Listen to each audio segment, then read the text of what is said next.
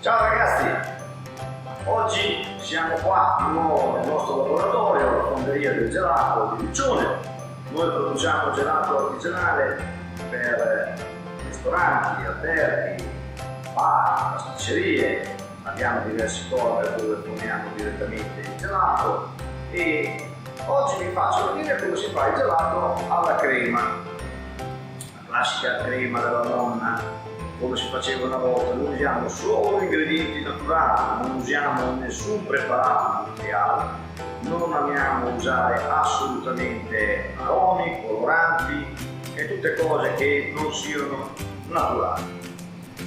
Bene, usiamo questo macchinario che si chiama pastorizzatore. Il pastorizzatore ha una funzione importante in questo processo perché che cos'è?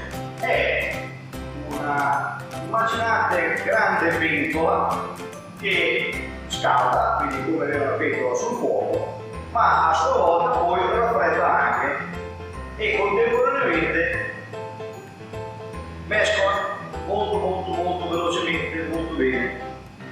Allora, andiamo a vedere gli ingredienti che andiamo a utilizzare. Abbiamo del latte fresco intero nelle fattorie qui della zona. Mi raccomando, non andate a usare dei latti microfiltrati o chissà quali tipo di situazioni, perché il gelato senza nessun tipo di aggiunta dell'aromi o quello che è dell'industria, i sapori autentici e veri sono quelli più buoni del mondo.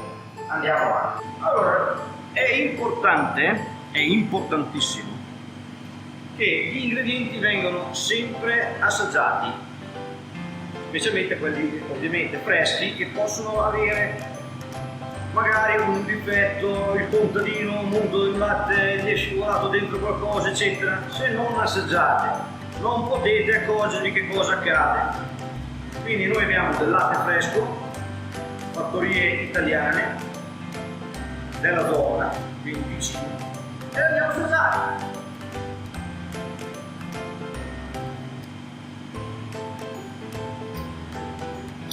È ottimo, è una botta, qui viene fuori un gelato dalla Madonna con questo latte. Voglio mettere dentro il latte adesso, vedete?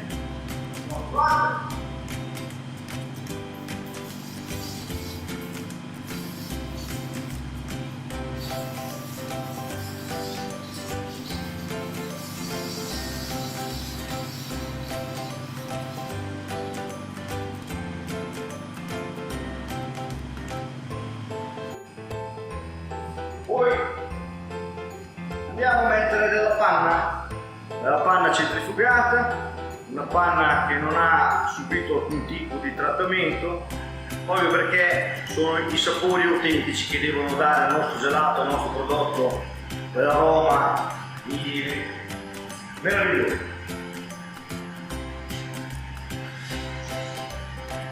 Guardate com'è bella densa.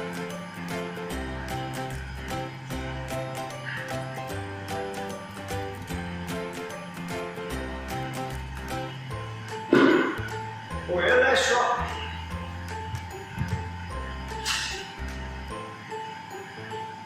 andiamo a aggiungere il tuorlo d'uovo, perché praticamente si mettono prima tutti i liquidi, poi accendiamo la macchina, quando arriva a 40-45 gradi di temperatura allora mettiamo dentro gli zuccheri.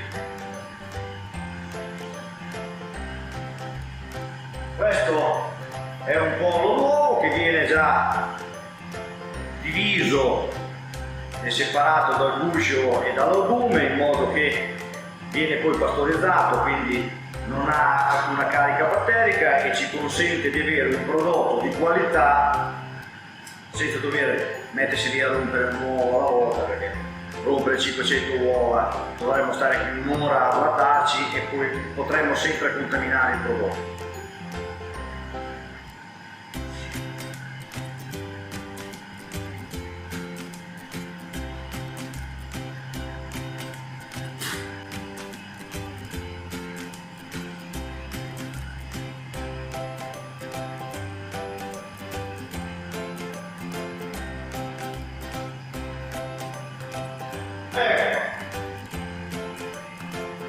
Adesso i liquidi li abbiamo messi tutti e quindi andiamo ad accendere la macchina.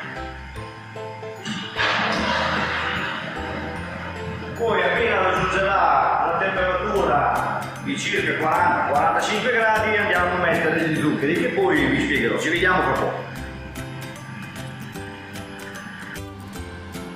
Bene, adesso siamo a 40 gradi e quindi è la temperatura corretta per mettere dentro gli zuccheri. Quindi lo apriamo, continuiamo, vedete che profumo intanto. Allora, questo è il classico saccarosio, lo zucchero quello che mettete nel caffè per intenderci, quello quando andate al bar. Lo zucchero normalissimo, il saccarosio.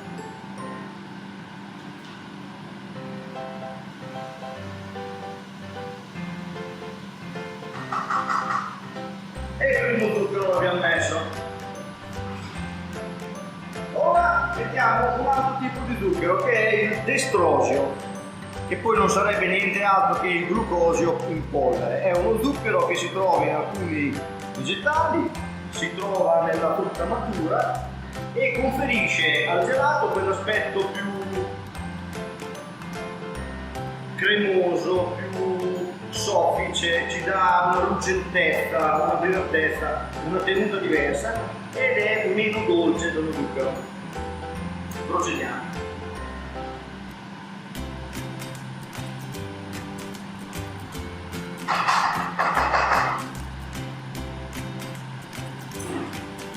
Ora andiamo a mettere del latte in polvere. Questo è niente altro che latte a cui viene tolta la parte liquida, in modo che abbiamo quello che si usa poi per i neonati, i bambini. Così andiamo a conferire al gelato una struttura di solidi, di tutto quello che può essere come corpo, perché il gelato poi possa acquisire anche aria nella successiva fase, quella della mantecazione, altrimenti rimarrebbe un gelato che non ingloba aria, non prende quella cremosità che ci piace tanto.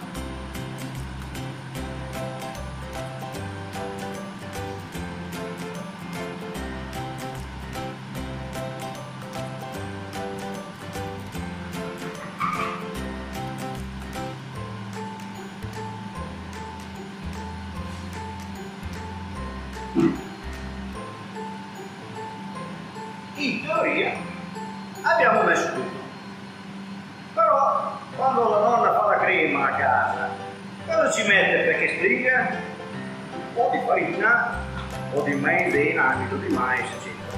E anche noi nel gelato andiamo a mettere una farina, che sono più farine, in questo caso abbiamo farina di semi di caruba, di tara e di gomma di guar, che servono proprio per tenere unito, rendere diciamo un po' gelatinoso tutto l'insieme e gli dà quella struttura, gli dà un po' quell'aiuto che altrimenti quando prendete quel gelato che non fate a tempo le care perché si scioglie e casca dappertutto da tutte le parti, è perché non è ben bilanciato e sono state usate delle farine che non vanno bene oppure roba chimica che non ha la struttura naturale. Ovviamente le farine hanno per necessità bisogno di lavorare, di maturare, quindi non è che quando adesso è finito il processo e la pastorizzata arriva a 85 gradi, poi ora aspetta, noi andiamo a mantecare e siamo a posto.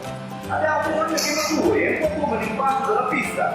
Se tu fai oggi l'impasto per mangiarlo subito tra 2 ore, tu hai una pizza che non è buona perché il lievito non è riuscito a lavorare la farina e i glutine. Stessa cosa nel gelato.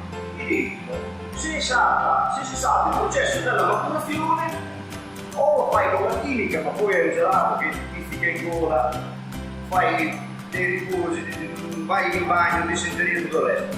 Altrimenti bisogna avere pazienza, perché le cose buone, il gelato buono per noi, deve essere fatto con calma, maturato tutto quello che sia. Andiamo a mettere questo. Ma a poco, perché è un piattino.